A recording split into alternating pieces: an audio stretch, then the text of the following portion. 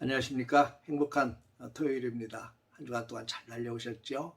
오늘도 주님 바라보며 믿음으로 달려가는 우리 귀한 날, 또 내일 거룩한 주일을 잘 준비하는 그런 날 되시길 바랍니다. 어제부터 내리던 비가 지금까지도 추적추적 내리고 있네요.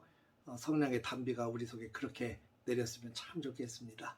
오늘은 사도행전 16장 16절에서 40절까지의 말씀을 통해서 하나님의 역사는 언제 어디서든 일어납니다 라는 주제로 함께 은혜를 나누도록 하겠습니다.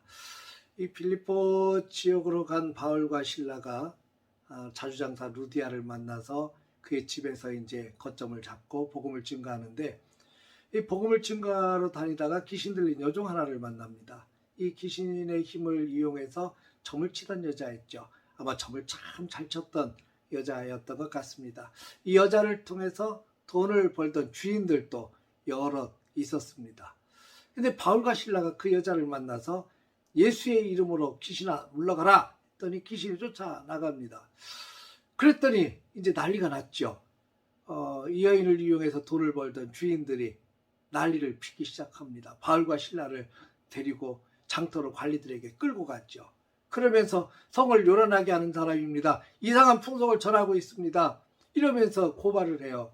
그랬더니 사람들이 일제히 달려들어서 때리고 옷을 찢고 매로 치고 옥에 가두어 버렸습니다. 사실은 성을 요란한 게 아니고 자기들의 돈줄이 끊겨져서 화가 나서 그런 건데, 이상한 풍속으로 성을 요란하게 한다고 누명을 씌워서 옥에 가두어 버리게 된 거죠. 이 복음을 전하다가 졸지에 옥에 갇힌 바울과 실라, 매 맞고 터지고 착고에 채여서 옥에 갇힌 이 바울과 실라의 신세가 갑자기 얼마나 처량하고 힘들어졌습니까? 이 바울과 실라는 참 속상할 것 같아요.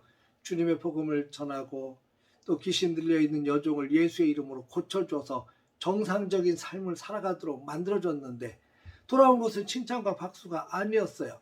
오히려 분노한 백성들에게 매맞고 옷 다 찢기고 옥에 갇히는 수모를 당한 거죠. 여러분, 믿음의 사람들이 살아가다가 이런 상황을 만났을 때 정말 잘해야 됩니다. 어떤 사람들은요, 이렇게 예수 믿다가 힘든 일 당하면 예수 믿어봤자 소용없어, 에이 다 틀렸어, 툴툴거리고, 정말 하나님이 살아계시다면 어떻게 나한테 이러실 수 있습니까? 불평하고 원망하고 그러다가 하나님께로부터 점점 떨어져 나간다면 그것은 가장 어리석은 선택일 수밖에 없는 거죠. 근데 여러분, 바울과 실라를 보십시다.